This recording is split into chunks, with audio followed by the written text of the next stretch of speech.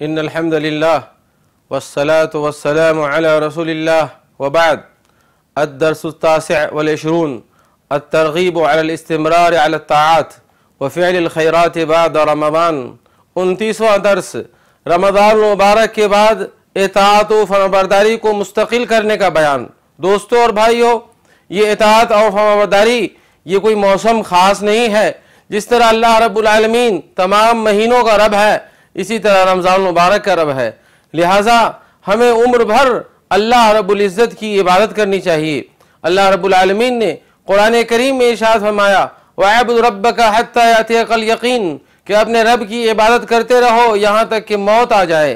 दोस्तों और भाइयों, अल्लाह रब्बुल आलमीन ने इरशाद फरमाया, इन्नल्लज़ीना क़ालू रब्बुनल्लाहु सुम्मा इस्तक़ामू ततनज़्ज़लु अलैहिमुल मलाइकतु अल्ला तख़ाफ़ू वला तहज़नू वअबशिरू बिल जन्नति अल्लती कुन्तुम तुअदून, कि जो लोग अल्लाह पर ईमान लाए और मुस्तकिल अमाल करते रहे, मुस्तमिर अमाल करते रहे, उनकी जब मौत की घड़ी का वक्त आता है तो फरिश्ते आते हैं और कहते हैं कि पिछले गुनाहों का गम न करो और आने वाले मराहले का खौफ न करो, बल्कि हम तुम्हारे लिए गमगुसार बनाकर भेजे गए हैं। दोस्तों और भाइयों, क्या ख्याल है हमारा कि हम लोग मुसलमान अल्लाह रब्बुल आलमीन की हर सुबह और शाम, दोपहर और रात इबादत करते रहें और साल के 12 महीने इबादत करें, तो क्या ये बेहतर नहीं है? जवाब सब देंगे कि ज़रूर बेहतर है, लेकिन जब अमली मैदान में हम उतरते हैं तो हम पीछे हट जाते हैं। दोस्तों और भाइयों, रमज़ान मुबारक अपने तमाम तर नेकी और खैरात व बरक़ात के साथ गुजर गया।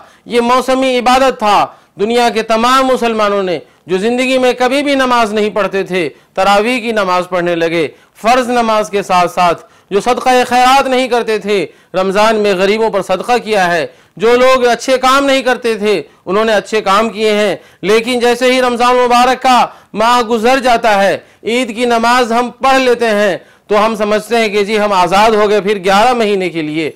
और जिन लोगों ने अपने डिश के कनेक्शन काट दिए थे, जो फिल्म देखना बंद कर दिए थे, अब वो सारे अमाल करने लगते हैं जो उन्होंने करके छोड़ दिया था। मेरे दोस्तों और भाइयों, क्या ख्याल है आपका कि क्या ये हमारा अमल अच्छा और बेहतर है? क्या ये हमारी आदाब बंदगी हमारी बेहतर है? अगर आपकी कंपनी हो और आपका की दुकान हो और उसमें काम करने वाला बंदा लेबर, अगर वो साल के 1 महीने काम करे और 11 महीने वो बैठ जाए, क्या आप उसे सैलरी और तनख्वाह देंगे? जवाब देंगे आपके हरगिज़ नहीं देंगे।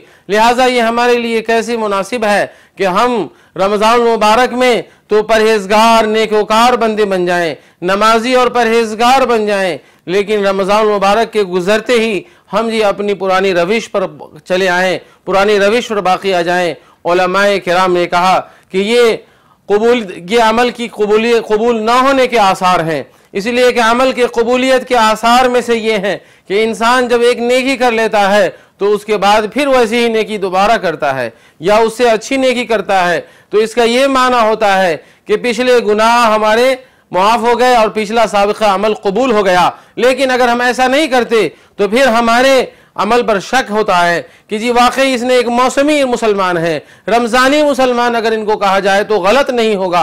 सिर्फ रमज़ान मुबारक के लिए ये मुसलमान बनते हैं और रमज़ान मुबारक जैसे ख़त्म हो जाता है तो फ़र्ज़ नमाज़ों का भी एहतिमाम छोड़ देते हैं और नवाफिल तो दरकिनार जो वाजिबात हैं उसमें कोताही करने लगते हैं। दोस्तों और भाइयों, अल्लाह रब्बुल आलमीन ने कुरान करीम में इरशाद फरमाया कि ऐ मुसलमानों, उस खातून की तरह न हो जाओ जो अपने धागे सूत काटती है, धागे का रील बनाती है और जब वो बनाकर तैयार कर लेती है स्वेटर या और कोई चीज़, तो फिर अपने ही हाथों से उधेड़ देती है उसे, तो उसको क्या फ़ायदा मिलता है? कोई इंसान घर बनाए और घर बनाने के बाद उसमें आग लगा दे या उसकी दीवार और छत को ढा दे, तो क्या उसके बनाने का कोई फ़ायदा हुआ?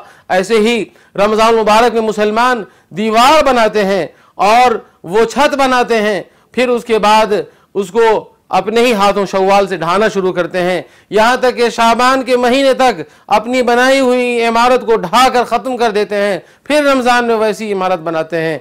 ऐसे लोगों का क्या फ़ायदा है? हम अपनी अक्ल का इस्तेमाल करें और गौर व फिक्र करें। मेरे भाई, हज़रत अब्दुल्लाह इब्ने ज़ैद रज़ी अल्लाह ताला अन्हु ने नबी करीम सल्लल्लाहु अलैहि वसल्लम से पूछा कि अल्लाह के नबी सल्लल्लाहु अलैहि वसल्लम, आप मुझे ऐसी बात बता दीजिए कि जो हमारे इस्लाम में बका का सबब हो और इस्लाम के खैरात को हासिल करने का सबब हो।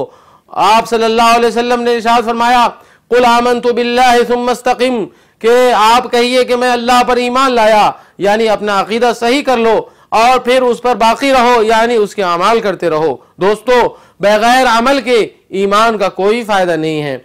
इसलिए कुरान करीम में अल्लाह रब्बुल इज़्ज़त ने बेशुमार मौके पर इरशाद फरमाया है, इन्नल्लज़ीना आमनू व आमिलुस्सालिहात, इन्नल्लज़ीना आमनू व आमिलुस्सालिहात, कि बेशक जिन लोगों ने ईमान लाए और जो नेक अमाल किए। लिहाजा बहुत से लोग कहते हैं, मुर्जिया का अकीदा है कि ईमान ही काफ़ी है, अमल की ज़रूरत नहीं है। मेरे भाई और दोस्तों, ये रमज़ान मुबारक का महीना तो गुजर गया, शव्वाल में जो अल्लाह की नेमतें हम हासिल कर रहे हैं और उससे फ़ायदा उठा रहे हैं, उसका बदला हमने कहाँ दिया। हम जिस तरह रमज़ान में खाने की हाजत महसूस करते थे, आज भी खाना खा रहे हैं, कपड़ा पहन रहे हैं, दीन पर चल रहे हैं, अपनी ज़रूरियात ज़िंदगी पूरी कर रहे हैं। लेकिन अफसोस के साथ पूरी दुनिया के मुसलमानों का जायज़ा लेने के बाद हमें यह अंदाज़ा होता है कि आज के मुसलमान, जी रमज़ानी मुसलमान, बहुत सारे मुसलमान रमज़ानी मुसलमान हैं और अल्लाह के फضل से बहुत बेहतर ऐसे भी मुसलमान हैं जो सालों भर अल्लाह ताला के अहकाम की पाबंदी करते हैं। मेरे भाई, लिहाजा हमें चाहिए कि हमारे जो अमाल हो वो इखलास पर मबनी हो और नबी करीम जनाब मोहम्मद रसूलुल्लाह सल्लल्लाहु अलैहि वसल्लम की सुन्नत के मुताबिक हो, और जो हमारे अमाल हो हसीन व जमील हो, खूबसूरत हो, अच्छे हो, हमेशगी करने वाले हों। प्यारे नबी सल्लल्लाहु अलैहि वसल्लम से पूछा गया कि सबसे अच्छे अमाल क्या हैं, तो प्यारे नबी सल्लल्लाहु अलैहि वसल्लम ने इरशाद फरमाया कि सबसे बेहतर अमाल ये हैं कि इंसान उस पर हमेशगी बरते, इंसान उस पर हमेशा उस पर अमल करता रहे, गरचे वो कम ही क्यों ना हो। सबसे बेहतर अमाल वो है कि जिसे इंसान इस्तिमरारियत के साथ करे, हमेशगी के साथ करे, बराबर करे, गरचे वो कम ही क्यों ना हो। मेरे दोस्तों और भाइयों, तो अगर हम जी नवाफिल पढ़ने का एहतमाम नहीं कर पाते हैं तो कम से कम हम फ़र्ज नमाजें पढ़ें और सुन्नत मुअक्कद और वित्र की नमाज रोज़ाना पढ़ते रहें। अलबत्ता अगर हमारे अंदर और हिम्मत हो और जज्बा ईमान हमारा बढ़ जाए तो हम नवाफिल का भी एहतमाम करें, दिन की नवाफिल का, रात की नवाफिल का। मेरे भाई और दोस्तों, इसी तरह जिक्र व अज़कार करने से इंसान का दिल नर्म होता है और अल्लाह ताला की मोहब्बत उसके दिल में जागूज़ी होती है, दाखिल होती है, पैदा होती है। लिहाजा हमें और आपको चाहिए कि अल्लाह ताला से मोहब्बत पैदा करें और मोहब्बत के लिए अमल ज़रूरी है। मेरे भाई, अल्लाह रब्बुल इज़्ज़त ने सूरतुल अस्र में फरमाया, वल अस्र इन्नल इंसान लफ़ी खुस्र इल्लल्लज़ीना आमनू व अमिलुस्सालिहात व तवासौ बिल हक़्क़ि व तवासौ बिस सब्र।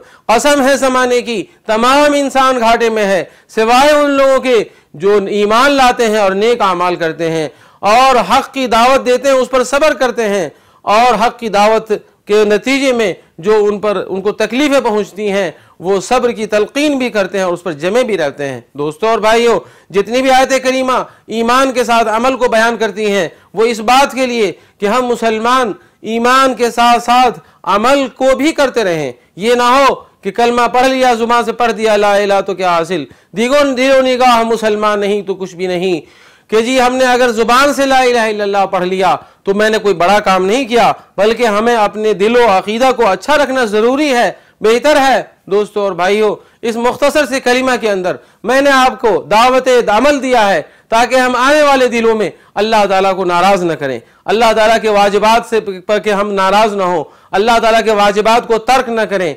मनहियात को हम तर्क कर दें और मनहियात पर अमल न करें। दोस्तों और भाइयों, तो ये बातें आपकी खिदमत में बयान करनी मकसूद थी कि हम रमज़ानी मुसलमान ना हो, हम पूरे साल के मुसलमान बन करके अपने वफादारी का रब्बुल आलमीन के हुजूर में हम ये सबूत पेश करें। अल्लाह ताला से दुआ है कि अल्लाह ताला हमें और आप तमाम लोगों को जी हमेशा अमल करने वाला बनाए। वक़द इंतहा अद-दर्सु अत-तासिअ वल 20। वस्सलामु अलैकुम व रहमतुल्लाहि व बरकातुहू।